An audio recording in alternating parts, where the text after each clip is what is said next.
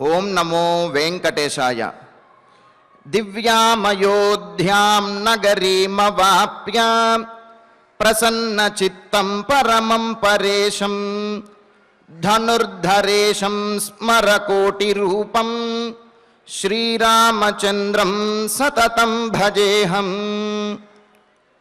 దివ్యమైనటువంటి అయోధ్య నగరంలో కొలువుతీరి ధనుర్ధారుడిగా కోటి మన్మథాకార రూపంతో విరాజిల్లుతూ భక్తులను అనుగ్రహిస్తున్నటువంటి శ్రీరామచంద్రునికి నమస్కరిస్తూ తదభిన్న స్వరూపుడైనటువంటి ఆ శ్రీనివాసుని యొక్క దయా విశేషం చేత సమస్త మానవాళికి ధర్మ తత్పరతను సకల కార్యసిద్ధిని చేకూర్చాలన్నటువంటి సంకల్పంతో తిరుమల తిరుపతి దేవస్థానం వారు నిర్వహిస్తున్నటువంటి శ్రీమద్ రామాయణం అయోధ్యాకాండ ప్రవచన పారాయణ కార్యక్రమంలో నేటికి మనం 168వ రోజులోకి ప్రవేశించాం. ఈ కార్యక్రమంలో ముందుగా అన్నమాచార్యుల వారి సంకీర్తన అయినటువంటి ఏవం దర్శయసి హితమతి రేవా అనేటటువంటి సంకీర్తనను శ్రీమతి లావణ్య గారు, అన్నమాచార్య ప్రాజెక్టు కళాకారులు వారి బృందం యొక్క సహకారంతో ఆలపిస్తారు. శ్రవణం చేద్దాం. ఓం నమో వెంకటేశాయ.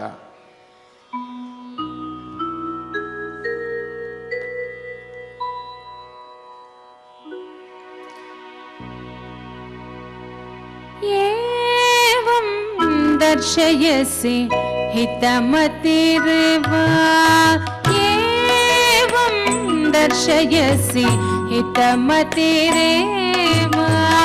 केवलं ते प्रिय सखी वा तुलसी एवं दर्शयसि हितमतिरेवा केवलं ते प्रिय सखी वा तुलसी दर्शयसि हितमतिरेवा।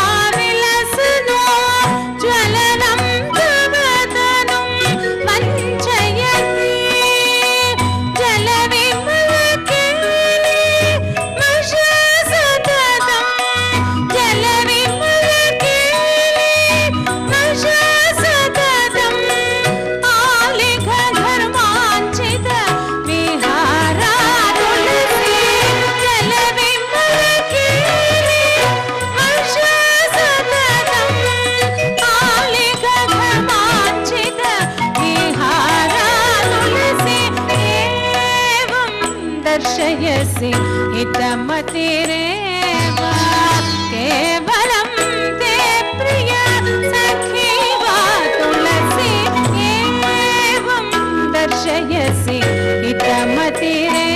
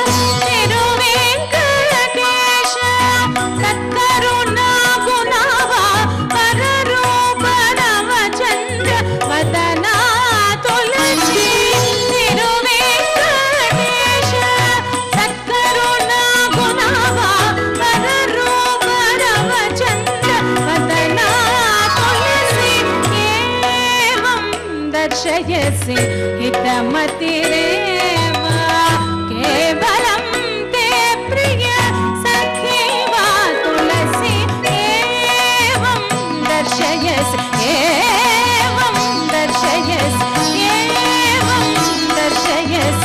हितमतिरेव।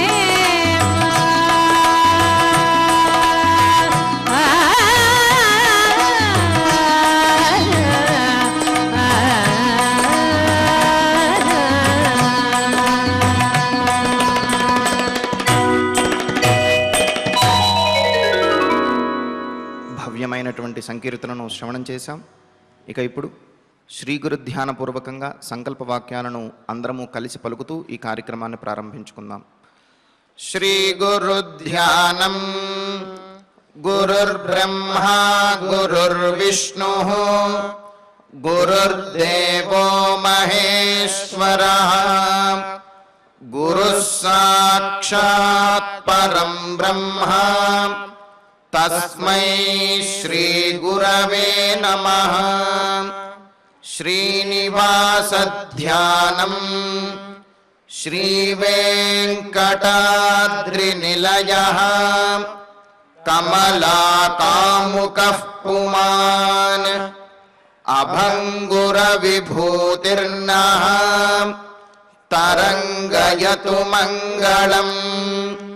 అథ సంకల్పః శ్రీమదాదివరాహ క్షేత్రే విరాజమానస్య శ్రీపద్మావతీ జానేః అఖిలాండకోటి బ్రహ్మాండనాయకస్య శ్రీరామచంద్ర రూపాంతరస్య భగవతః శ్రీ వెంకటేశ్వర స్వామినః సన్నిధౌ హనుమత్ సీతా లక్ష్మణ భరత శత్రుఘ్న పరివార సమేత శ్రీరామచంద్ర పరబ్రహ్మణః పరిపూర్ణానుగ్రహేణ అస్మిన్ భువనే సమస్తాదివ్యాధీనాం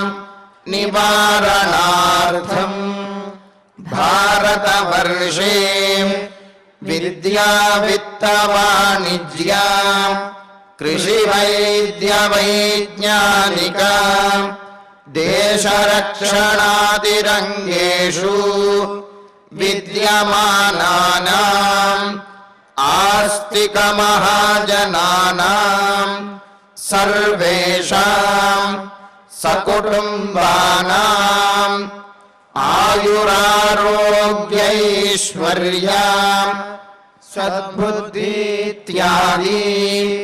सर्वशुभफलप्राप्त्यर्थं धर्माचरणद्वारा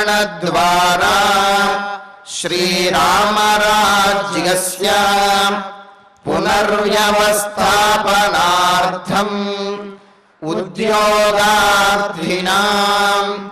समुचितोद्योगप्राप्त्यर्थं दम्पतीनाम् अनुकूलदाम्पत्यसिद्ध्यर्थं सन्तानस्य पितृवाक्यपरिपालनानुकूल बुद्धिप्रचोदनार्थं सकलकार्यसिद्ध्यर्थं गोसंरक्षणार्थं च श्रीमद्वाल्मीकिरामायणे अयोध्याकाण्डे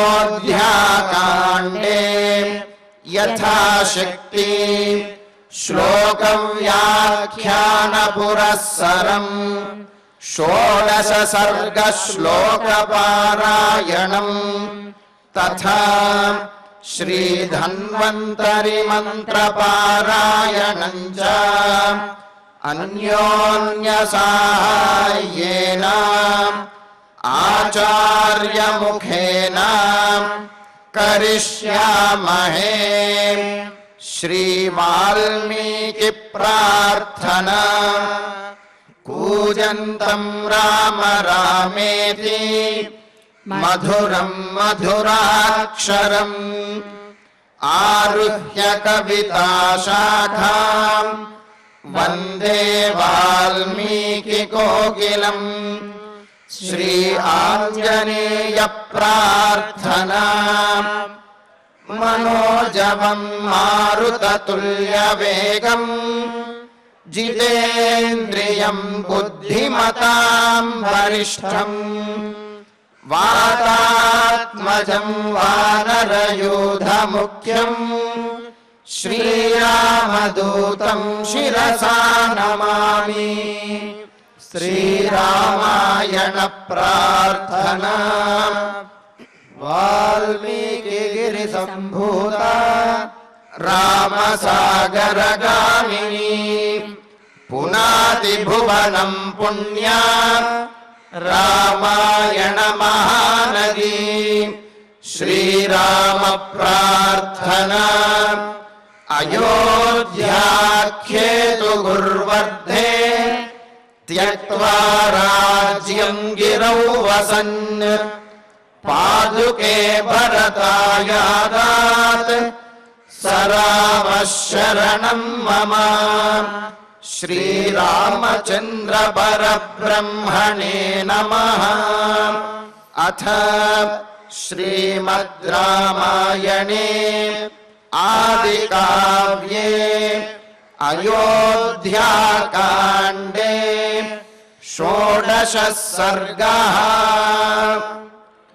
శ్రీమన్నారాయణ చరణౌ శరణం ప్రపద్యే శ్రీమతే నారాయణాయ నమః శ్రీరామాయ నమః. దిష్ట్యా ఖలు మహారాజః మహిష్యా ప్రియయా సహ సుమంత్రం ప్రాహిణోద్దూతం అర్ధకామకరం మమ. దశరథుని చేత పంపించబడినటువంటి సుమంత్రుల వారు ఆ రాముని యొక్క భవంతి దగ్గరకు వచ్చి అక్కడ ఉన్న విశేషాలన్నింటినీ కూడా చూచి ఆ ప్రాకారములన్నీ కూడా దాటుకుని లోపలికి వచ్చి రామునితోటి మాట్లాడాడు. మరి రాముడు ఆ సందర్భంలో సీతాదేవి చేత చేయించుకునే పరిచర్యలు చూస్తూ అదేవిధంగా రాముడు సీతాదేవితో కూడి ఉండటము, అది కూడాను ఆనందకరంగా ఉండటము, దీక్షాబద్ధుడై ఉండటము, ఈ విధమైన సన్నివేశాలు చూచి తన కన్నులకి అదేవిధంగా వారిని పొగడటం ద్వారా తన నోటికి ఈ విధంగా అన్ని విధాలా కూడా సార్థక్యాన్ని పొందాను అని చెప్పి అనుకుని దశరథ మహారాజు కైకేయితో కలిసి మిమ్మల్ని కలవాలనుకుంటున్నారు, మిమ్మల్ని రమ్మన్నారు అని చెప్పి రామచంద్రమూర్తికి తెలియజేస్తే రాముడు మరింతగా ఆలోచించి సీతాదేవితో అన్నాడు, సీత పట్టాభిషేకం సంకల్పించారు కదా, మరి ఆ పట్టాభిషేకం గురించి దశరథ మహారాజుకి ఏదైనా అనుమానం ఉంటుందేమో, భరతుడు వచ్చే వరకు చెయ్యాలా చెయ్యొద్దా అనే అనుమానం శంకేమైన దశరథుని యొక్క మనస్సులో ఉండవచ్చునేమో అని నా తల్లి కైకేయి ఆ దశరథుని యొక్క శంకలన్నింటినీ కూడా తీర్చి, భరతుడు రాకపోయినా పర్వాలేదు, ముందు రామ పట్టాభిషేకం చెయ్యమని చెప్పి దశరథ మహారాజుని ప్రేరేపిస్తూ ఉన్నట్టున్నది. అందుకని మరి ఎందుకు ఏ విషయం గురించి ప్రత్యేకంగా మాట్లాడదలుచుకున్నారో ఆ విషయాన్ని నేను చూసి వస్తాను అని చెప్పి అన్నారు. అదేమిటి, కైకేయి ఈ సందర్భంలో దశరథునితో మాట్లాడుతున్నదంటే సానుకూలంగానే ఎందుకు అనుకోవాలి అని శంకపడవలదు. చిన్నప్పటి నుండి కూడా నన్ను అల్లారు ముద్దుగా పెంచినటువంటిది, ముఖ్యంగా నా విషయంలో ఎప్పుడూ కూడా ప్రయోజనాన్నే చేకూర్చాలనుకుంటున్నది, లోకహితం కానీ నాహితం కానీ చూడటానికే ఆమె ఎప్పుడు ప్రయత్నిస్తుంది అని చెప్పి రాముడు అన్నాడు. మరి ఆ సందర్భంలో రాముడు అన్నటువంటి 2 మాటల్లో ఉన్న పరమార్థాన్ని కూడా మనం తెలుసుకున్నాం. కైకేయి లోకహితాన్ని చేకూర్చేది అంటే ఒక అర్థము, అయోధ్య నగరంలో ఉన్నటువంటి ప్రజలందరూ కూడా ఏదైతే రామ పట్టాభిషేకం కోరుకుంటున్నారో ఆ పట్టాభిషేకాన్ని ఆహితాన్ని చేస్తుంది అనేది ఒక అర్థమైతే, లోకహితము అంటే రావణాది రాక్షసులందరినీ కూడా సంహరించి సమస్త లోకానికి కూడా హితాన్ని చేకూర్చడము అనేది రెండవ అర్థము. మరొక విశేషం కూడా మనం అనుకున్నాం. ఏమిటి, కైకేయీదేవి ఎప్పుడూ కూడా నా ప్రయోజనాన్నే చేకూర్చడానికి, నా ప్రయోజనాన్ని నెరవేర్చడానికి ప్రయత్నిస్తుంది అని అన్నారు. ఇక్కడ కూడా ఉన్నది ఒక ప్రయోజనం ఏమిటి అంటే, శ్రీరాముడికి ఆ అయోధ్య నగరంలో పట్టాభిషేకం జరగటము అనేది శ్రీరాముడికి ఉన్నటువంటి ప్రయోజనంగా అందరూ భావిస్తుంటే, మరి శ్రీరామ అవతార ప్రయోజనం ఏదైతే ఉందో రాక్షస సంహారం అనేది అటువంటి ప్రయోజనాన్ని నెరవేర్చేది అనే పరమార్థం అనేది కూడా అందులో గోచరిస్తున్నది. ఈ విధంగా రామచంద్రమూర్తి సీతాదేవితోటి నా ప్రయోజనమును, ఈ లోకహితమును చేకూర్చేటటువంటిది కైకేయీదేవి, కావున నాకు ఎప్పుడూ కూడా ఆమె అనుకూలంగానే ఉంటుంది, ఆనందకరమైనటువంటి విషయాన్నే చేకూర్చుతుంది అని చెబుతూ మరొక విశేషం కూడా ఉన్నది అనుకూలంగా భావించడానికి అంటూ చెబుతున్నాడు. దిష్ట్యా ఖలు మహారాజో మహిష్యా ప్రియయా సహ ప్రాహిణో సుమంత్రం ప్రాహిణోద్దూతం అర్ధకామకరం మమ అని అంటూ, సరే దశరథ మహారాజు దగ్గర నుంచి ఈ విషయాన్ని అంటే ఏమిటి, దశరథ మహారాజు కైకేయితో కూడా నన్ను చూడాలనుకుంటున్నాడనే విషయాన్ని ఎవరు వచ్చి చెప్పారు? మనకు అత్యంత హితకరుడైనటువంటి సుమంత్రుల వారు వచ్చి చెప్పారు. సుమంత్రుల వారు వచ్చారు అంటే అది ఖచ్చితంగా అనుకూలమైనటువంటి విషయమే తప్ప ప్రతికూలమైనటువంటి విషయం అవ్వదు అంటూ, దిష్ట్యా మన యొక్క అదృష్టం వలన మహారాజ దశరథ మహారాజు ప్రియయా మహిష్యా సహా తనకు అత్యంత ప్రియమైనటువంటి పట్టమహిషి అయినటువంటి కైకేయితో కలిసి మమ అర్ధకామకరం, నాకు అర్థమును కామమును అంటే పురుషార్థములను చేకూర్చేటటువంటి, ధర్మార్థ కామములను చేకూర్చేటటువంటి, నా కోరికలను నెరవేర్చేటటువంటి అనుకూలమైనటువంటి పని చెయ్యటం కోసము నాకు అనుకూలమైనటువంటి వాడు, మమ అర్ధకామకరం, నా యొక్క ప్రయోజనములన్నింటినీ కూడా సానుకూలంగా నెరవేర్చేవాడు అయినటువంటి సుమంత్రం, ఇదిగో ఈ సుమంత్రుల వారిని దూతం ప్రాహిణోతు, దూతగా పంపించారు. మరి అంతా అనుకూలంగా ఉన్నది. కైకేయీదేవి నా ప్రయోజనాన్నే చేకూర్చేది, దశరథ మహారాజు పట్టాభిషేకం చేయటానికే సిద్ధంగా ఉన్నాడు, అంతా ఆనందకరమైనదే.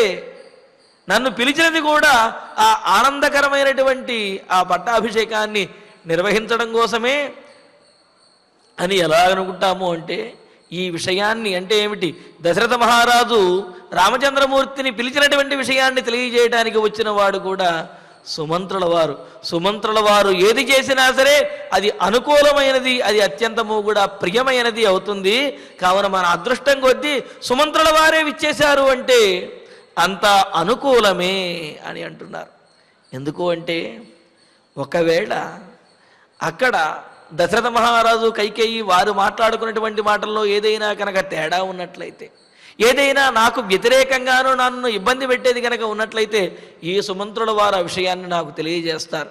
ఎందుకంటే దూత అనేవాడు ఎలా ఉండాలి అంటే యథోక్తవాది దూత స్యాత్ దేశభాషా విశారద శక్త క్లేశసహో వాగ్మి దేశకాల విభాగవితని మత్స్యపురాణంలో చెప్పినట్టుగా దూత అనేవాడు నిజాన్ని మాట్లాడేవాడుగా ఉండాలి. ఉన్న విషయాన్ని ఉన్నట్లుగా చెప్పాలి. అది హితమైన అంటే ఏమిటి, అది ప్రియమైన అది అప్రియమైనా సరే అని చెబుతూ మరి ఇక్కడ రామునికి ఉన్న విషయాన్ని చెప్పేయాలి. మరి ఏమని చెప్పాడు సుమంత్రుల వారు? దశరథ మహారాజు మిమ్మల్ని చూడాలనుకుంటున్నాడు అని మాత్రమే చెప్పాడు. అంటే ఏమిటి, అనుకూలమే కదా, ఇందులో ప్రతికూలమైనటువంటి మాట ఏమీ లేదు కదా.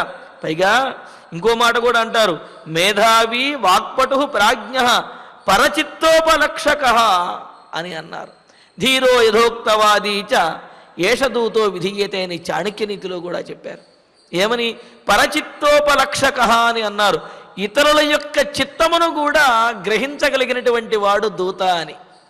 ఒకవేళ దశరథ మహారాజు తన కంఠత ఏమీ చెప్పకపోయినా ఆయన యొక్క చిత్తములో ఉన్నటువంటిది కూడా సుమంత్రుల వారు ఆయన యొక్క ప్రవర్తనను బట్టి తెలుసుకుంటారు. కావున ఆ విషయాన్ని నాకు తెలియజేయవచ్చును. కానీ అటువంటి ఏవి అంటే వ్యతిరేకమైనటువంటి ఏ విషయాన్ని సుమంత్రుల వారు చెప్పలేదు. అంటే ఏది కూడా నాకు వ్యతిరేకంగా, నా ప్రయోజనానికి వ్యతిరేకంగా ఏది కూడా జరగదు, అంతా కూడా సానుకూలమే, అంతా లోక కళ్యాణకరమే అవుతుంది అని చెప్పి రామచంద్రమూర్తి సీతాదేవితోటి అంటున్నాడు. ఏమని? సుమంత్రుల వారు వచ్చారంటే అది మన ప్రయోజనాన్ని చేకూర్చడం కోసమే, అందుకనే మమ అర్ధకామకరం, నా ప్రయోజనములనే చేకూర్చే సుమంత్రుల వారు వచ్చారంటే మనం శంకించవలసిన అవసరం లేదు, అంతా మనకు అనుకూలమే అని చెప్పి అని అన్నారు. అందుకనే సుమంత్రుల వారిని దూతగా పంపించారు అని చెప్పి. పైగా తర్వాత శ్లోకంలో అంటున్నారు, యాదృశీ పరిషత్తత్ర తాదృశో దూత ఆగత ధ్రువమద్యైవ మాం రాజా యవ్వరాజ్యేభిషేక్ష్యతి. సీత, అక్కడ ఉన్నటువంటి పరిషత్తు ఎవరు? దశరథ మహారాజు, కైకేయి, సుమంత్రులు, వీరు కదా. అక్కడ ఏ విధంగా అయితే అనుకూలమైనటువంటి ప్రియమైనటువంటి సాత్విక బుద్ధి కలిగినటువంటి పరిషత్తు ఉందో దానికి తగినటి వాడైన దూతే మన దగ్గరికి వచ్చాడు. అక్కడ ఒక రకంగా పరిషత్తు ఉంటే దానికి వ్యతిరేకంగా ఉండేవాడు వస్తే కనుక అక్కడ పరిస్థితులు ఏమున్నాయో వీడికి తెలియకపోవచ్చు. కానీ అక్కడ ఎటువంటి వారైతే ఉన్నారో అనుకూలమైనటువంటి వారు, అదేవిధంగా సాత్విక బుద్ధి కలిగిన వారు, అటువంటి వారే, అటువంటి సుమంత్రుల వారే ఇక్కడకు విచ్చేశారు అంటే చెబుతున్నారు. యాదృశీ పరిషత్తత్ర అని మొదలుపెట్టి తత్ర ఆ అంతఃపురంలో పరిషత్తు రాజు, రాణి, జనము, అక్కడ ఉన్నటువంటి ఆస్థానంలో ఉన్నటువంటి దశరథ మహారాజు కానీ, కైకేయి కానీ, ఇతరులైనటువంటి వారు కానీ వాళ్ళందరూ కూడా యాదృశి, ఎటువంటి వారో, ఎంత సానుకూలమైనటువంటి వారో, సాత్విక బుద్ధి కలిగినటువంటి వారో, ఆగత దూత, ఇదిగో మన దగ్గరకు వచ్చినటువంటి ఈ సుమంత్రుల వారు కూడా తాదృశ, అటువంటి వాడే. కావున అక్కడ అంతా అనుకూలంగానే జరిగి ఉంటుంది. ఇక్కడికి వచ్చినటువంటి వాడు కూడా దూత సుమంత్రుల వారే. వాళ్ళందరూ నా శ్రేయస్సును కోరుకునేవాడు, ఈ మాట చెప్పడానికి వచ్చిన సుమంత్రుడు కూడా నా శ్రేయస్సును కోరుకునేవాడే. కావున అంతా కూడా సానుకూలంగానే, ప్రియంగానే మనకు జరుగుతుంది అని అంటూ ధ్రువం, ఇంకా ఇందులో ఆలోచించవలసింది లేదు, నిశ్చయంగా రాజా దశరథ మహారాజు అద్య ఏవ, ఈరోజే యవ్వరాజ్యే అభిషేక్ష్యతి, నన్ను యువరాజు పట్టాభిషేకంలో దశరథ మహారాజు పట్టాభిషిక్తుణ్ణి చెయ్యబోతున్నాడు. అదిగో ఆ విషయాన్ని చర్చించడం కోసమే నన్ను తమ దగ్గరికి రమ్మన్నారు అని చెప్పి రామచంద్రమూర్తి సీతాదేవితో అంటున్నారు. అంటుంటే హంత శీఘ్రమితో గత్వా ద్రక్ష్యామి చ మహీపతిం సహత్వం పరివారేణ సుఖమాస్వ రమస్వచ. ఇంకా అంటున్నారు అక్కడ హంత, ఎంత ఆనందము. ఈ హంత అనే శబ్దము రెండు రకాలుగా వినియోగిస్తారు. అమితమైనటువంటి దుఃఖం కలిగినప్పుడు, తట్టుకోలేనటువంటి దుఃఖం కలిగినప్పుడు హంత అని ప్రయోగిస్తారు, అబ్బా అని చెప్పి. అదేవిధంగా అమితమైనటువంటి ఆనందం కలిగినప్పుడు కూడా హంత అని ప్రయోగిస్తారు. అందుకని ఇక్కడ అమితమైనటువంటి ఆనందంతో హంత, అబ్బా ఎంత ఆనందము, అహం ఇక నేను ఇతః శీఘ్రం గత్వా, ఇక్కడ నుంచి వెంటనే వెళ్ళి, మహారాజు గారు పిలిచారు అంటే వెంటనే బయలుదేరి వెళ్ళవలసిందే, కావున నేను వెంటనే వెళ్ళి మహీపతించ ద్రక్ష్యామి, మహీపతించ దశరథ మహారాజుని కూడా చూస్తాను అంటే దశరథ మహారాజుని, కైకేయిని, వీరిరువురిని కూడా దర్శించుకుంటాను, వారు ఏం చెబుతారో వింటాను అని చెబుతూ, మరి నేను వెళ్ళొస్తాను అని అన్నారు అంటే మరి సీతాదేవి ఏం చెయ్యాలి? అందుకే చెబుతున్నాడు, త్వం నీవు పరివారేణ సహా, నీ పరివారం అందరూ ఉన్నారు కదా, ఈ పరివారం అందరితోటి కలిసి, పరిచారిక గణంతో కలిసి సుఖం రమస్వ, సుఖం ఆస్వ, ఈ అంతఃపురంలోనే నీవు సుఖంగా ఉండు. రమస్వచ, నృత్య గీతాదుల చేత ఈ పట్టాభిషేకోత్సవ సంబంధమైనటువంటి కళా విశేషముల చేత నీవు వాటన్నిటినీ కూడా ఆస్వాదిస్తూ ఆనందంగా ఈ అంతఃపురంలో గడుపుతూ ఉండు. నేను వెళ్ళి మహారాజు గారి దగ్గరికి వెళ్ళి రాచకార్యాన్ని నిర్వర్తించుకు వస్తాను. కావున ఇందులో నీవు శంకించవలసిందేమీ లేదు, హాయిగా నువ్వు ఇక్కడ ఉండు. నేను వెళ్ళి కైకేయీదేవిని, మహారాజుని ఇరువురిని కూడా దర్శించుకుని ఈ రాచకార్యాన్ని చక్కబెట్టుకుని విశేషాలను తెలుసుకుని వస్తాను. నీవు ఈ పట్టాభిషేక సంబ్రహ్మములలో, ఈ ఉత్సవములలో చక్కగా ఆనందిస్తూ ఈ పరిచారికా గణంతో అంతఃపురంలోనే ఉండు అని చెప్పారు. చెబితే ఆ తర్వాత సీతాదేవి మరి అప్పటి వరకు కూడా రామచంద్రమూర్తిని సేవిస్తూ మరి ఒకరిని ఒకరు చూసుకుంటూ ఆనందిస్తూ ఉన్నారు. అందులోనూ ఆ చందన లేపనముల చేత, అదేవిధంగా కొన్ని ఆభరణముల చేత, మాలల చేత అలంకరించబడినటువంటి రాముడు దివ్యమంగళ విగ్రహునిగా గోచరిస్తూ ఉంటే తదేక దృష్టితోటి ఆమె ఆ విధంగా చూస్తూ ఉండిపోయినది అనుకున్నాం కదా. మరి ప్రతిరోజు చూస్తున్నటువంటి తనకే ఇంతటి అనుభూతి కలిగినది అంటే మరి నలుగురిలోకి వెళుతున్నటువంటి వాడు, రాజాస్థానంలోకి వెళుతున్నవాడు, మరి అందరూ కూడా చూస్తారు కదా. అందరూ చూసినప్పుడు రామచంద్రమూర్తికి ఏమైనా దృష్టిదోషం తగలవచ్చునేమో అని ఆ ప్రేమతోటి, ఆప్యాయతోటి సీతాదేవి రామునికి మంగళము చేస్తూ అదేవిధంగా రాముని చేత కూడా సమ్మానించబడినది అని అంటున్నారు. పతి సమ్మానిత సీత భర్తారమసితే క్షణ అద్వారమనువ్రాజ మంగళాన్యభిదధ్యుషీ. పతి సమ్మానిత, భర్త చేత సమ్మానింపబడినది అని అన్నారు. అంటే సీతాదేవి రామచంద్రమూర్తికి పరిచర్యలు చేసింది, మరి ఆమె గంధనలేపనాదులను చేసింది అనుకున్నాం. కేవలం అంతేకాదు, రాముడు కూడా సీతాదేవికి కొన్ని పరిచర్యలు చేశాడు అనే విషయం తెలుస్తుంది దీని ద్వారా. మరి ఏమిటి ఆ సన్మానం ఏమిటి అంటే, మరి సీతాదేవికి రాముడు తన మెడలో ఉన్నటువంటి ఒకానొక ముత్యాల హారాన్ని తీసి సీతాదేవి మెడలో వేశారట. వేసేటప్పటికీ మరి రాముడి మెడలో ఏ హారము లేకుండా, అంటే ఈ ముత్యాల హారం లేకపోవడంతో కొంత బోసిగా కనిపిస్తూ ఉన్నది. కనిపించేటప్పటికీ ఈమె ఆ రాముని యొక్క కంఠం వైపు తదేక దృష్టితో చూస్తున్నదిట. చూస్తూ ఉండేటప్పటికీ ఈమె కన్నుల యొక్క కాంతి రాముని యొక్క మెడ చుట్టూ కూడా పడి, ఈమె కన్నుల కాంతే అది యొక్క ఇంద్రనీల మణుల యొక్క ఆ హారములాగా రాముని మెడలో అది గోచరిస్తున్నట్లుగా అందంగా ఉన్నది. అంటే ఏమిటి? ఆమె యొక్క కన్నుల యొక్క కాంతినే హారంగా కలిగినటువంటి వాడు అంటే ఆమె రాముడిని తదేక దృష్టితో ఆ విధంగా చూస్తూ ఉన్నది. ఎందుకు చూస్తూ ఉన్నది అంటే, అప్పటి వరకు తనతో ఉన్నటువంటి రామచంద్రమూర్తి ఇప్పుడు రాచకార్యము అని చెప్పి అంతఃపురం వీడి దశరథ మహారాజు దగ్గరికి వెళుతూ ఉంటే ఆయనతో పాటు అనుసరించి ఆ ద్వారం వరకు వస్తూ ఉన్నది. వస్తూ ఉంటే రాముడు, ఇక నువ్వు ఇక్కడ ఆగు, నేను వెళ్ళి రాచకార్యాన్ని చేసుకువస్తాను అని ఆ ముత్యాలహారాన్ని బహుమతిగా ఇచ్చి సమ్మానించారట. సమ్మానించి పైగా మరో మాట కూడా చెబుతారు.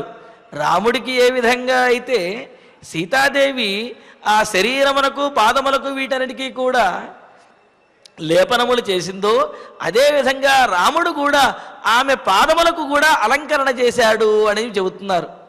వెంటనే అనిపించవచ్చు, అదేమిటండి రాముడు సీతాదేవి యొక్క పాదములను పట్టుకున్నాడని చెప్పి ఎలా చెబుతారు అంటే, ఇది అనుకూలంగాను ప్రేమతో చేసినటువంటి పని, అంతేగాని దీనంగా చేసినటువంటి పని కాదు. కావున ఆ విషయంలో ఆ సందర్భంలో ఎటువంటి ఇబ్బంది లేదు, ఆ పాదములు పట్టుకున్నా సరే తప్పేమీ లేదు అని చెప్పి అంటున్నారు.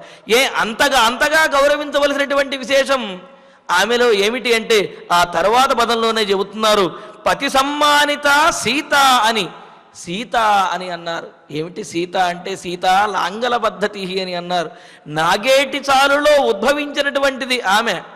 సాధారణంగా ఈ భూలోకంలో గర్భవాసాది దోషములన్నిటినీ కూడా భరించి ఆ గర్భంలో 9 నెలల పాటు ఉండి ఆ క్లేశములన్నీ కూడా సహించి ఆ తరువాత జన్మిస్తూ ఉంటారు. రాముడు ఆ విధంగానే సాధారణంగా జన్మించినటువంటి వాడు. కానీ సీతాదేవి అలా జన్మించినటువంటిది కాదు. ఆమె అయోనిజగా ఆ నాగేటి చారులో ఉద్భవించినటువంటిది, పవిత్రమైనటువంటి అయోనిజ అయినటువంటిది సీత.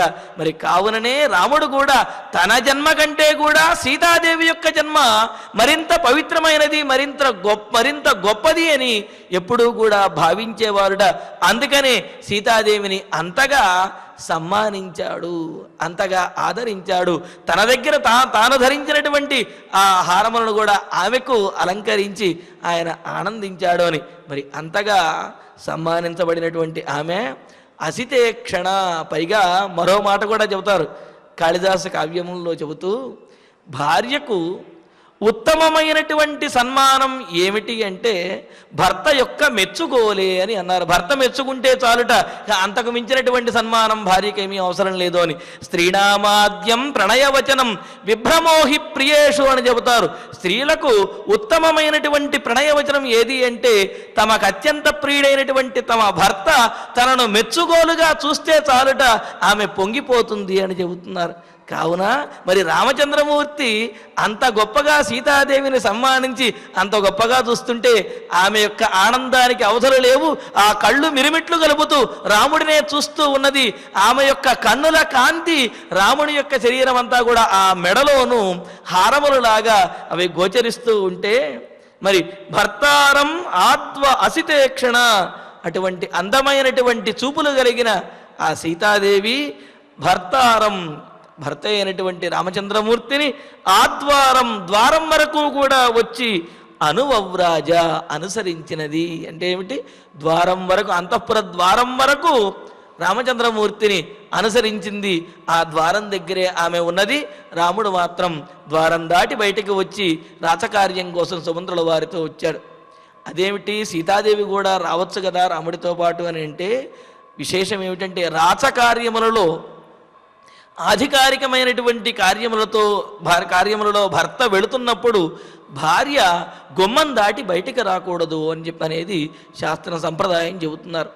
ఆమె ఇంట్లోనే ఉండి తన భర్త యొక్క ముఖ్యమైన కార్యం ఏదైతే ఉందో ఆ కార్యం సఫలమయ్యే విధంగా ఆమె ఆలోచించాలి, ఆ విధంగా భగవంతుణ్ణి ధ్యానించాలి తప్ప ఆయనతో పాటు బయటకు రాకూడదు అని చెప్పి సంప్రదాయం చెప్తున్నారు. మరి అటువంటి సంప్రదాయాన్ని పాటించినటువంటి సీతాదేవి తాను అంతఃపురంలోనే ఉండి తన భర్త వెళుతూ ఉంటే ఆయనకు చక్కటి మంగళము జరగాలి, శుభం కలగాలి అని చెప్పి ఆశంసనం చేస్తూ ఉన్నది ఆమె. ఎలాగా? మంగళాన్యభిదధ్యుషి అని అన్నారు. మంగళకరమైనటువంటి శుభములను అభిదధ్యుషి కోరుతూ తలుస్తూ ఆయనకు శుభం కలగాలి అని భగవంతుణ్ణి ప్రార్థిస్తున్నట్లుగా ఆమె ఆ ఇంట్లోనే, ఆ అంతఃపురంలోనే ద్వారం వరకు వచ్చి ఆగినది. రామచంద్రమూర్తి మాత్రం ముందుకు బయలుదేరి వెళ్ళాడనమాట. ఈ విధంగా ఆ రాముడు తన యొక్క రాజభవనము నుండి బయటకు బయలుదేరి వచ్చి సుమంత్రుల వారి యొక్క రథాన్ని ఎక్కారు. రాజ్యం ద్విజాతిభిర్జుష్టం రాజసూయాభిషేచనం కర్తుమర్హతి తే రాజా వాసవస్యేవ లోకకృతు. ఇంకా ఆ ద్వారం దగ్గరే ఉండి మరి ద్వారం బయటకు వెళుతున్నటువంటి భర్తతోటి సీతాదేవి అంటున్నది, మరి అనుకున్నాం కదా అక్కడే ఆ ద్వారం లోపలే ఉండి భర్త చేయబోయేటటువంటి కార్యం సఫలం అవ్వాలి అని చెప్పి మంగళాశంసనం చేయాలి, శుభాకాంక్షలు చెప్పాలి, అదేవిధంగా ఆ విధమైన సానుకూలమైన ఆలోచన చేయాలి అని. అందుకనే సీతాదేవి ఎలా చెబుతున్నదంటే, లోకకృతు లోక సృష్టికర్త అయినటువంటి బ్రహ్మదేవుడు వాసవస్య ఇవ మహేంద్రునికి పట్టాభిషేకం చేసినట్లు, మహేంద్రునికి సకల లోకాధిపత్యాన్ని ఇచ్చినట్లుగా రాజా దశరథ, దశరథ మహారాజు తే నీకు ద్విజాతిభి రాజసూయాభిషేచనం ద్విజాతిభి జుష్టం, ఈ బ్రాహ్మణోత్తములందరితోటి వశిష్ఠాది పండితులందరితో కూడినటువంటి వాడై, ఇంకా రాజ్యం యొక్క విశేషం చెబుతున్నది, రాజసూయాభిషేచనం అధాభిషిచ్యతే అని చెప్పి రాజసూయం చెయ్యటానికి కూడా యోగ్యమైనటువంటిది అని. కొన్ని యాగములు రాచరికపు అధికారాన్ని, ఆ రాచరికాన్ని తెలియజేసే యాగములు కొన్ని ఉన్నాయి. అందులో రాజసూయ యాగము అని ఉన్నది. రాజసూయ యాగం ఎవరైతే చేస్తారో వారు సమస్త ఈ ప్రపంచాన్ని కూడా ఏలేటటువంటి అంతటి గొప్పవాళ్ళు, సమస్త ప్రపంచంలో ఉన్నటువంటి రాజులందరినీ కూడా తమకు అధీనంలో ఉంచుకోగలిగినటువంటి వారు అని చెబుతున్నారు. మరి దశరథుని యొక్క ఆ కోసల రాజ్యం, అయోధ్యానగరం, ఆ రాజ్యమంతా కూడా రాజసూయాగం చెయ్యగలిగినటువంటి అంతటి గొప్ప సమున్నతమైనటువంటి రాజ్యము ఈ ప్రపంచంలోనే అంత గొప్ప రాజ్యం. అందుకనే రాజసూయాభిషేచనం, రాజసూయాది యాగములు చేయటానికి కూడా యోగ్యమైనటువంటిది, మహత్తరమైనటువంటి ఆ రాజ్యములో రాజ్యాన్ని కర్తుం నీకు పట్టాభిషేకం చేసి ఇవ్వడానికి అర్హతి దశరథ మహారాజు, తగి ఉన్నటువంటి వాడు దశరథ మహారాజే చెయ్యగలడు, ఆయన ఈ విధంగా చెయ్యుగాక అని అన్నారు. సీతాదేవి మంగళాశంసనం చేస్తున్నది. ఏమంటున్నది? బ్రహ్మగారు బృహస్పతి మొదలైనటువంటి అందరితో కూడినటువంటి వాడై దేవేంద్రుణ్ణి ఆ ఇంద్రసింహాసనం మీద కూర్చుండబెట్టి ఏ విధంగా అయితే పట్టాభిషేకం చేశాడో అదే విధంగా దశరథ మహారాజు వశిష్ఠాది మహర్షులందరితో కూడినటువంటి వాడై ఇంద్రసింహాసనం వంటి అయోధ్యానగర సింహాసనం మీద నిన్ను కూర్చుండబెట్టుగాక. ఏ అంత గొప్పదా అంటే మరి రాజసూయాది యాగములు చేయటానికి కూడా చాలా యోగ్యమైనటువంటిది, అంత మహత్తరమైనది. ఇంతకుముందు ఎంతోమంది రాజసూయాది యాగములు నిర్వర్తించినటువంటి ఆ సింహాసనమును, ఈ రాజ్యమును దశరథ మహారాజు నీకు పట్టాభిషిక్తుణ్ణి చేసి నీకు ఇచ్చుగాక అని చెప్పి సీతాదేవి మంగళాశంసనం చేస్తున్నది. ఎందుకు అంటే ఆ అయోధ్యానగరం దేవానాం పూరయోధ్య అని చెప్పి దేవతలు కూడా వచ్చి కొంతకాలం అయోధ్యానగరంలో ఉండి ఆనందించాలి అనుకుంటారట. అందుకని అస్థి ప్రశస్త జనలోచనానాం ఆనంద సందాయుషు కోసలేషు ఆజ్ఞా సముత్సారిత దానవానాం రాజ్ఞామయోధ్యేతి పురీ రఘూణాం అని అన్నారు. ఆ ప్రశస్తమైనటువంటిది, అందరికీ కూడా ఆనందాన్ని కలగజేసేది, కేవలము ఆజ్ఞ చేతనే రాక్షసులందరినీ కూడా పాలద్రోలేటటువంటిది. అంటే ఏమిటి? ఆ రాజ్యం మీద ఎవరూ కూడా యుద్ధాన్ని ప్రకటించి యుద్ధం చేయడానికి రాదు. ఒకవేళ ఎవరైనా యుద్ధానికి వచ్చినప్పటికీ కూడా ఇప్పుడు మేము యుద్ధం చేయము, అవతలకి పోండి అంటే ఆ వచ్చినటువంటి వాళ్ళు వెళ్ళిపోయేవారు. ఎందుకంటే ఎక్కువ కోపం తెప్పిస్తే వీళ్ళ ముందు నిలబడటం కష్టంగా ఉన్న. అంతేకాదు స్వర్గంలో ఉన్నటువంటి స్వర్గసీమలో ఉన్న కొంత భాగాన్ని దశరథునికి బహుమతిగా ఇచ్చినటువంటి భాగమే ఈ అయోధ్యానగరము అని కూడా కవులు చాలా చోట్ల వర్ణించారు. మరి అంతటి గొప్పది కావున ఆ గొప్పదైనటువంటి అయోధ్యానగరానికి, ఆ రాజ్యానికి దశరథ మహారాజు నిన్ను రాజుగా పట్టాభిషిక్తుణ్ణి చేస్తాడు అని చెప్పి సీతాదేవి ఆ కోరుకుంటున్నటువంటి విషయాన్ని చక్కగా మంగళాశంసనంగా రామచంద్రమూర్తితోటి అని ఇంకో మాట అంటున్నది. దీక్షితం వ్రత సంపన్నం వరాజినధరం శుచిం కురంగ శృంగ పాణించ పశ్యంతి త్వాం భజామ్యహం. సరే, ఈ విధంగా దీక్ష వహించినటువంటి వాడు పట్టాభిషేక దీక్షలను, అదేవిధంగా ఏదైనా ఉత్తమమైనటువంటి యజ్ఞములు చేసేటప్పుడు పాటించేటటువంటి దీక్షలను, అటువంటి దీక్ష కలిగినటువంటి వాడిగా, అంటే జింక చర్మం మొదలైనటువంటివన్నీ కూడా ధరించి యజ్ఞయాగాదులన్నీ కూడా నిర్వర్తించేటటువంటి వాడిగా, చూడాలి అనుకుంటున్నాను రామచంద్ర నిన్ను. అంటే యజ్ఞయాగాదులు ఎప్పుడు చేస్తాడు? ఈయన మహారాజు కనుక అయినట్లయితే సీతాదేవితో కూడి అనేకమైనటువంటి యజ్ఞయాగాదులు చేస్తాడు. మరి ఆ విధంగా నువ్వు యజ్ఞయాగాదులు చేస్తూ ఉంటే నాతో కలిసి చూడాలనుకుంటున్నాను రామా అని భవిష్యత్తుని ఈమె తెలియజేస్తున్నది. ఇంకా వ్రత సంపన్నం, నియమములతో కూడినటువంటి వాడిగా. అంటే ఏమిటి? అశ్వమేధాది యాగములు చేసేటప్పుడు అనేక నియమములు పాటిస్తారు కదా, కాబట్టి అటువంటి నియమములతో కూడినటువంటి వాడిగా. పైగా ఇప్పుడు కూడా ఈ పట్టాభిషేకానికి ముందు రోజు నుంచి వశిష్ఠుల వారు కొన్ని నియమములను రామచంద్రమూర్తికి ఉపదేశించి ఆ నియమములను పాటించమంటే వశిష్ఠుల వారికి తన మీద ఎక్కువ ప్రేమ కావున ఎక్కువ నియమాలు చెప్పలేదు, కేవలం కొన్ని మాత్రమే చెప్పాడేమో అనే ఆలోచనతోటి రామచంద్రమూర్తి వశిష్ఠుల వారు చెప్పినటువంటి నియమముల కంటే కూడా ఎక్కువ నియమములను మరింత నిష్ఠగా ఆచరించినటువంటి వాడు. మరి ఇటువంటి నియమములను మరిన్నిగా నీవు ఆచరిస్తూ ఉంటే చూడాలని ఉంది రామా అని అంటూ వరాజినధరం, శ్రేష్టమైనటువంటి జింక చర్మమును ధరించి యజ్ఞదీక్షుడిగా నిన్ను చూడాలనుకుంటున్నాను అని అంటూ ఇంకా శుచిం, ఇంకా మానసికమైనటువంటి శారీరకమైనటువంటి శుచి కలిగినటువంటి వాడిగా. అంటే ఎటువంటి దురాలోచనలను చేయకుండా, ఎటువంటి దుష్కార్యములను చెయ్యకుండా పరిపూర్ణమైనటువంటి దీక్షతో మానసికంగా అంటే ఆంతరంగికంగా బాహ్యంగా కూడా శుచిగా ఉన్నటువంటి రామచంద్రమూర్తిని కురంగపాణించ. కురంగపాణి అంటే ఆ దుప్పి యొక్క లేకపోతే జింక యొక్క కొమ్ము ఏదైతే ఉందో అటువంటి జింక కొమ్ముని ధరించి ఉన్నటువంటి వాడిగా అన్నారు. జింక కొమ్ము ధరించి ఉండడం ఏమిటండి అంటే అది ఒక దీక్ష అన్నారు. మరి ఏం చేస్తారు దాంతో అంటే దీక్షలో ఉన్నప్పుడు, వ్రతాది నియమములలో ఉన్నప్పుడు శరీరంలో ఎక్కడైనా కనుక కండూతి కలిగినట్లయితే ఆ కండూతిని గోళ్లతోటి తీర్చుకోకూడదు, అంటే గోళ్లతో గోక్కోకూడదు అన్నారు. మరి ఎలాగా అంటే ఆ జింక యొక్క కొమ్ము ఏదైతే ఉందో ఆ జింక యొక్క కొమ్ముతోటే రాపిడి చెయ్యాలి అని. అంటే ఏమిటి? గోళ్లలో కూడా కొంత మలినం అనేది ఉంటుంది కావున వ్రత దీక్షాదులు చేసేటప్పుడు గోళ్ళు కొరుక్కోవటం కానీ గోళ్లతోటి గోక్కోవటం కానీ ఇలాంటి పనులు చేయకూడదు. అప్పుడు కూడా అపవిత్రత అనేది ఏర్పడుతుంది.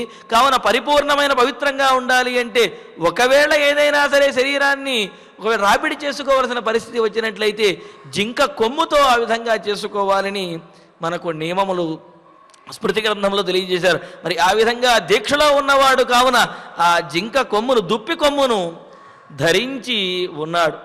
మరి ఇంకా అనేకమైనటువంటి ఇటువంటి నియమములను ఇప్పుడు పాటిస్తూ ఉన్నావు. అదేవిధంగా ఇకపైన పట్టాభిషిక్తుడైన తరువాత అనేకమైన యజ్ఞయాగాదులు చేస్తూ ఇలాంటి నియమములను పాటిస్తున్నటువంటి వాడైనటువంటి నిన్ను పశ్యంతి, చూడటం కోసం, ఈ విధంగా నిన్ను చూస్తూ ఇలాంటి నియమములు పాటిస్తున్నటువంటి నిన్ను చూడటం కోసం త్వాం అహం భజామి, నిన్ను సేవిస్తూ నేను ఇక్కడే ఉంటాను అని చెప్పి సీతాదేవి అంటున్నదన్నమాట. ఇక్కడ పశ్యంతి అంటే చూస్తూ అనే అర్థం చెబుతారు. అదే కాకుండా పశ్యంతి అనే దానికి చూడటం కొరకు అనే అర్థం కూడా మనము చక్కగా చెప్పవచ్చును. అటువంటి అంటే ఇప్పుడు చూస్తూ ఉన్నాను, ఇకపైన అటువంటి దీక్షలను చూడటం కోసము అని చెప్పి నేను ఈ అంతఃపురంలోనే నిన్ను సేవిస్తూ నీకోసం వేచి ఉంటాను అని చెప్పి సీతాదేవి రాముడికి మంగళాశంసనం చేస్తూ, అంటే శుభాకాంక్షలు అంటారు కదా, అటువంటి శుభాకాంక్షలు చెబుతూ చక్కగా పంపిస్తూ ఉన్నది. ఇదే మనం తెలుసుకోవలసినటువంటి విషయం. ఏదైనా ముఖ్యమైనటువంటి కార్యంలో భర్త కానివ్వండి ఎవరైనా సరే వెళుతూ ఉన్నారంటే దానికి అనుకూలమైనటువంటి మాటలనే మాట్లాడాలి తప్ప దానికి ప్రతికూలమైనటువంటి మాటలు, ఆ కార్యానికి విఘాతం కలిగేటటువంటి మాటలను ఏనాడు మాట్లాడకూడదు. అందుకనే శుభశకనములు దుశ్శకనములు అంటారు. ఈ విధంగా అనుకూలమైనటువంటి మాటలు మాట్లాడటం శుభశకనము అని, వెనక పిలుపు కూడా దుశ్శకనంగా మన పెద్దవాళ్ళు భావిస్తూ ఉండేవారు. అందుకనే ప్రధానమైనటువంటి ముఖ్యమైనటువంటి కార్యములకు వెళ్ళేటప్పుడు ఆ గుమ్మం వరకు ద్వారం వరకు వెళ్ళి సాగనంపటము, అక్కడ అనుకూలమైనటువంటి మాటలు మాత్రమే మాట్లాడటము అనేది మన సంప్రదాయం, పాటించవలసినటువంటి నియమం. అప్పుడే ఆ కార్యం అనేది మరింత ఉత్సాహంగా యజమాని చేయగలుగుతాడు, కార్యాన్ని సాధించగలుగుతాడు అని మనకు తెలియజేస్తున్నారు. మరి ఆ విధంగా పూర్వాం దేశం వజ్రధర దక్షిణాం పాతు తే యమః వరుణ పశ్చిమామాశాం ధనేశస్తూత్తరాం దిశం. ఇంకా రాముడికి రక్షణ చేకూరాలి అని చెప్పి కూడా సీతాదేవి శుభాశంసనం చేస్తున్నది. ఎందుకు అంటే చూడండి, ఏదైనా ముఖ్యమైనటువంటి దైవకార్యం చేసేటప్పుడు కూడా అక్కడ దిక్పాలకులని ఆ కలశము చుట్టూ కానివ్వండి, ఇక్కడ దిక్పాలకులని ఆవాహన చేస్తారు. ఎందుకు అంటే ఈ జరుగుతున్నటువంటి పూజకి మనం అక్కడ ఎవరినైతే ఆవాహన చేసామో భగవంతుణ్ణి, అక్కడ ఎటువంటి విఘ్నము కలగకుండా పరిపూర్ణమైనటువంటి రక్షణగా ఉండటం కోసం ఈ దిక్పాలకులే రక్షణగా ఉండాలి అని చెప్పి వారిని ఆవాహన చేస్తాం. దీన్నే అష్టదిగ్బంధనం అని కూడా అంటారు. ఈ ప్రతిష్టాది కార్యక్రమాల్లోనూ కొన్ని వ్రతములలోనూ పూజలలోనూ కూడా వీటిని చేస్తూ ఉంటాం. అయితే అక్కడ మంత్రపూరితంగా చేస్తాం. అక్కడ అష్టదిగ్బంధనం మొదలైనటువంటివి దానిని మంత్రపూరితంగానే కాదు, సామాన్యమైనటువంటి మాటలలో కూడా వారందరూ చుట్టూ ఉండి మమ్మల్ని రక్షించుగాక, మిమ్మల్ని రక్షించుగాక అని చెప్పి శుభాశంసనం చెయ్యవచ్చును అని దీని ద్వారా తెలుస్తున్నది.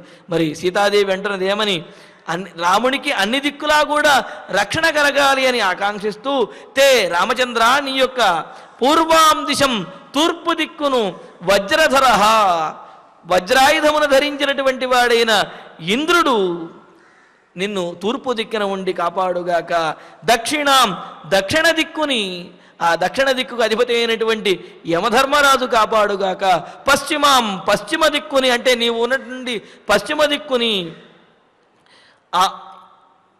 పశ్చిమాం ఆశాం పశ్చిమ దిక్కుని వరుణ వరుణుడు ఆ దిక్కుకు అధిపతి అయినటువంటి వరుణుడు కాపాడుగాక అంటూ, ఉత్తరాం దిశం ఉత్తర దిక్కుని ధనేశుడు కుబేరుడు రక్షించుగా. కానీ ఈ విధంగా ఉపలక్షణంగా 4 దిక్కులు చెప్పినప్పటికీ మొత్తం 8 దిక్కులను చెప్పి ఈ 8 దిక్కులకు అధిపతులైన వారు ఎవరైతే ఉన్నారో అష్టదిక్పాలకులు వారందరూ కూడా నీ చుట్టూ ఉండి నిన్ను కాపాడుగాక, నీకు రక్షణ చేకూర్చెదరుగాక అని చెప్పి సీతాదేవి విధంగా మంగళాశంసనం చేస్తూ శుభాకాంక్షలు చెబుతూ ఉన్నదన్నమాట. మరి ఆ తర్వాత అధ సీతామనుజ్ఞాప్య కృత కౌతుక మంగళ నిశ్చక్రామ సుమంత్రేణ సహరామో నివేశనాత్. సీతాదేవి ఆమె అన్నటువంటి మాటలలో నీవు పట్టాభిషిక్తుడవై అనేకమైనటువంటి యజ్ఞయాగాదులను నిర్వర్తిస్తూ అనేకమైనటువంటి దీక్షలను వహిస్తూ ఉంటే, పాటిస్తూ ఉంటే, నీతో పాటు నేను కూడా అటువంటి దీక్షలను పాటిస్తూ ఆనందంగా ఉండాలి అని కోరుకుంటున్నాను అని చెప్పి ఈ విధంగా చెప్పింది. అంతేగాని పట్టాభిషేకానికి ఇప్పుడు సంకల్పించినటువంటి పట్టాభిషేకానికి విఘాతం కలగకూడదు అనే మాట మాత్రం ఆమె నోటిలోంచి రాలేదు. అంటే ఏమిటి? భవిష్యత్తును సూచించింది. భవిష్యత్తు అంటే ఈరోజు జరగబోయేది అవ్వచ్చు, భవిష్యత్తులో జరగబోయేది అవ్వచ్చు. అందుకనే ఇక్కడ వాల్మీకి మహర్షి భవిష్యత్తును చూపిస్తూ ఉన్నాడు. మనకు అనిపిస్తుంది ఏమిటంటే సీతాదేవి ఇంత గొప్పగా మంగళాశంసనం చేస్తే మరి పట్టాభిషేకం ఆగిపోయింది కదండి, ఆగిపోతే మరి సీతాదేవి యొక్క మాటలు వ్యర్థమైనట్లే కదా అనిపించవచ్చు. కానీ సీతాదేవి మాట్లాడినటువంటి మాటలు భవిష్యత్తును సూచించేటటువంటివి. ఈనాడు జరుగుతున్నటువంటి పట్టాభిషేకం ఎటువంటి నిర్విఘ్నంగా కొనసాగాలి అనే మాట ఆమె అనలేదు. ఏమని అన్నది? దశరథ మహారాజు లేకపోతే నీకు పట్టాభిషేకం జరిగి నీవు అనేకమైనటువంటి యజ్ఞములను ఆచరిస్తూ ఉంటే నీతో పాటు నేను పాల్గొనాలి అన్నట్లుగా చెప్పింది. మరి వనవాసం పూర్తయిన తర్వాత రామచంద్రమూర్తి మరలా పట్టాభిషిక్తుడైన తర్వాత అనేకమైన 100 అశ్వమేధ యాగములను చేశాడు, అనేకమైన వివిధ యజ్ఞయాగాదులను చేశాడు. ఆ యజ్ఞయాగాదులన్నింటిలోనూ కూడా సీతాదేవి దీక్షితురాలిగా రామచంద్రమూర్తితో ఉన్నది. మరి సీతాదేవి మాట ఎప్పుడూ కూడా వ్యర్థము కాలేదు. కాకపోతే భవిష్యత్తును చెప్పినది అది వెంటనే కాకుండా కొంతకాలం తర్వాత నెరవేరేటువంటి మాట అన్నమాట. మరి అందుకనే ఆ విధంగా సీతాదేవి శుభాశంసనం చేస్తూ ఉంటే ఆ మాటలను వింటూ మరింత ఆనందంతో రామచంద్రమూర్తి సీతాదేవి అనుజ్ఞాప్య కృతకౌతుక మంగళ, చక్కటి అలంకరణ పట్టాభిషేకోపయుక్తమైనటువంటి అలంకరణలతోటి, ఆ కంకణములతోటి, దానికి ఉపయుక్తమైనటువంటి వస్త్రములతోటి అలంకరణతో ఉన్నటువంటి మంగళాకారుడైనటువంటి రాముడు సీతాం అనుజ్ఞాప్య, సీతాదేవికి అనుజ్ఞాప్య అనుమతిచ్చి, ఇంక నీవు ఇక్కడ ఆగు అని అనుమతిచ్చి, అనుజ్ఞాప్య అనే దానికి మరో అర్థం కూడా చెబుతారు, సీతాదేవి యొక్క అనుమతిని తీసుకుని అని. ఆమె అనుమతి నేను వెళ్ళొస్తాను అని చెప్పి ఆమె యొక్క అనుమతి తీసుకుని సుమంత్రేణ సహా, సుమంత్రుడితో కలిసి నివేశనాత్ నిశ్చక్రామ, తాను ఉంటున్నటువంటి ఆ రాముని యొక్క ఆ భవంతి నుండి, ఆ ద్వారం నుండి బయటకు వచ్చాడు. సుమంత్రుల వారితో కలిసి బయలుదేరాడనమాట. బయలుదేరి పర్వతాదివ నిష్క్రమ్య సింహో గిరిగుహాశయ లక్ష్మణం ద్వారిసోపశ్యతు ప్రహ్వాంజలిపుటం స్థితం. మరి రాముడు ఎప్పుడైతే ఆ రామ భవనం నుండి బయటికి వచ్చాడో ఆ పక్కనే ద్వారం దగ్గర లక్ష్మణస్వామి చేతులు జోడించి నమస్కరిస్తూ వినయంగా నుంచుని ఉన్నాడట.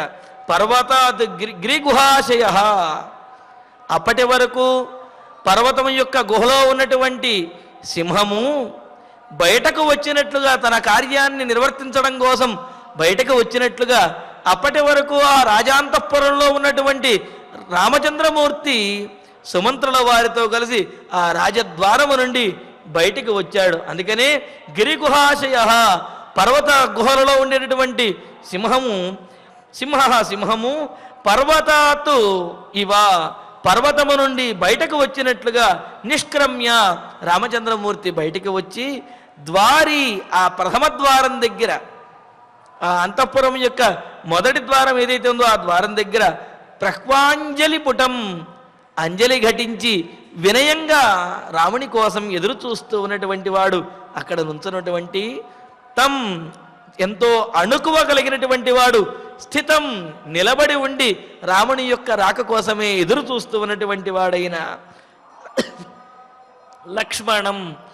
లక్ష్మణస్వామిని అపశ్యతు, చూశాడట. మరి రాముడు సుమంత్రుల వారితో బయలుదేరాడు. ఆ రాజాంతఃపురం నుంచి బయటికి వచ్చాడు. ఆ ప్రథమ ద్వారం దగ్గర లక్ష్మణస్వామి చేతులు జోడించి వినయంగా రాముని కోసమే వేచి ఉండి రాముణ్ణి చూస్తూ ఆ విధంగా ఉన్నాడు. మరి రామచంద్రమూర్తి లక్ష్మణస్వామితో ఏమని మాట్లాడాడు? లక్ష్మణుణ్ణి కూడా తీసుకుని వెళ్ళాడా, లేకపోతే తాను ఒక్కడే వెళ్ళాడా? ఆ తర్వాత జరిగినటువంటి విశేషాలు ఏమిటనే విశేషాన్ని రేపటి ప్రవచనంలో తెలుసుకుందాము. ఇక ఇప్పుడు ఆచార్యుల వారి ద్వారా శ్లోకాలను పారాయణం చేసుకుందాము. దిష్ట్యా ఖలు మహారాజః మహిష్యా ప్రియయా సహ సుమంత్రం ప్రాహిణోద్దూతం అర్థకామకరం మమ యాదృశీ పరిషత్తత్ర తాదృశః దూత ఆగతః ధ్రువమద్యైవ మాం రాజా యౌవరాజ్యే అభిషేక్ష్యతి హంత శీఘ్రం ఇతో గత్వా ద్రక్ష్యామి చ మహీపతిం సహత్వం పరివారేణ సుఖమాస్వ రమస్వ చ పతి సమ్మానిత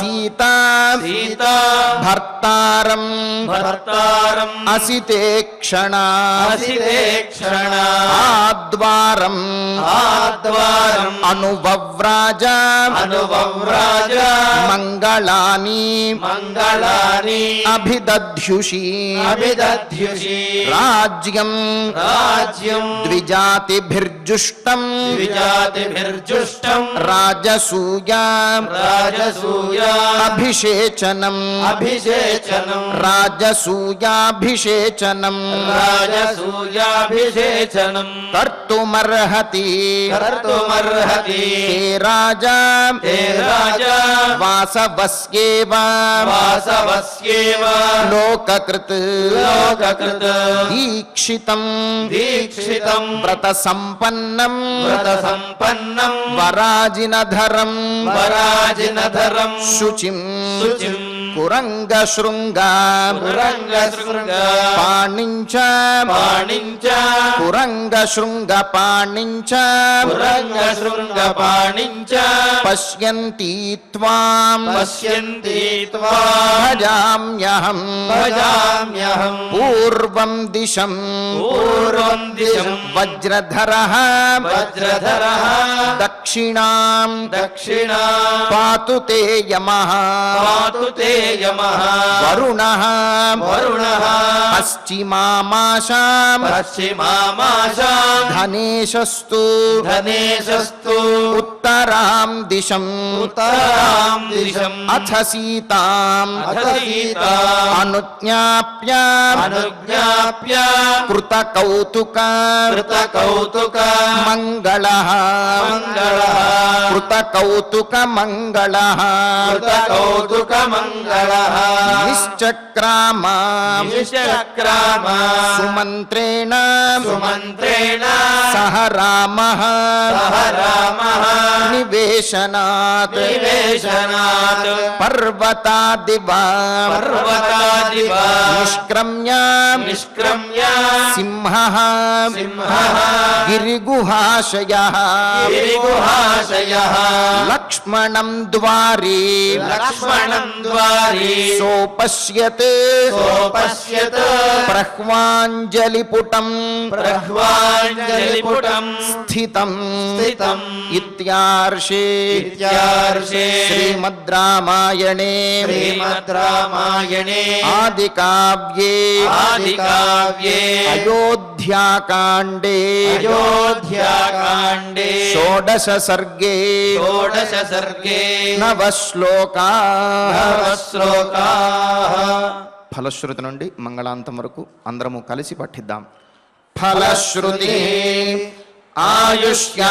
ఆయుష్యమారోగ్యకరం యశస్యం సౌభ్రాతృకం బుద్ధికరం సుఖం చ శ్రోతవ్యమేతన్నియమేన సద్భిః ఆఖ్యానమోజస్కరవృద్ధికామైః శ్రీరామచంద్ర పరబ్రహ్మణే నమః. అథ ధన్వంతరి ధ్యానం అచ్యుతానంత గోవింద విష్ణో నారాయణామృత రోగాన్ మే నాశయా శేషాన్ ఆశు ధన్వంతరే హరే. ఆరోగ్యం దీర్ఘమాయుష్యం బలం తేజోధియం శ్రియం స్వభక్తేభ్యోనుగృహంతం వందే ధన్వంతరిం హరిం. ధన్వంతరేరిమం శ్లోకం భక్త్యా నిత్యం పఠంతి యే అనారోగ్యం న తేషాం స్యాత్ సుఖం జీవంతి తే చిరం. ఓం నమో భగవతే వాసుదేవాయ. ధన్వంతరయే అమృతకలశహస్తాయ వజ్రజలౌకహస్తాయ సర్వామయ వినాశనాయ త్రైలోక్యనాథాయ మహావిష్ణవే స్వాహా. ఓం వాసుదేవాయ విద్మహే సుధాహస్తాయ ధీమహి తన్నో ధన్వంతరి ప్రచోదయాత్.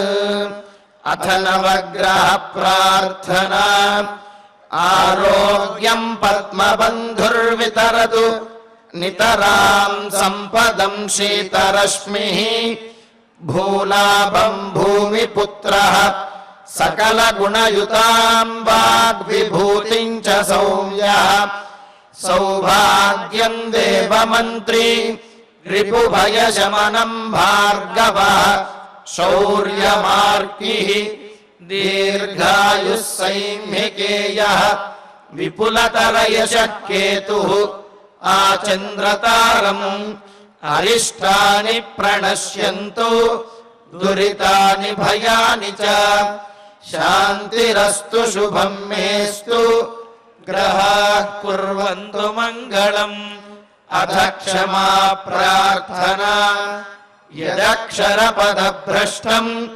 मात्राहीनं च यद्भवेत् तत्सर्वं क्षम्यतां देव नारायण नमोऽस्तु ते अथ भगवत्समर्पणम् कायेन वाचा मनसेन्द्रियैर्वा बुद्ध्यात्मना वा प्रकृते स्वभावात् करोमि यद्यत् सकलं परस्मै नारायणायेति समर्पयामि अथ मङ्गलम् श्रियः कान्ताय कल्याणनिधये निधयेऽर्थिनाम् श्रीवेङ्कटनिवासाय श्रीनिवासाय मङ्गलम्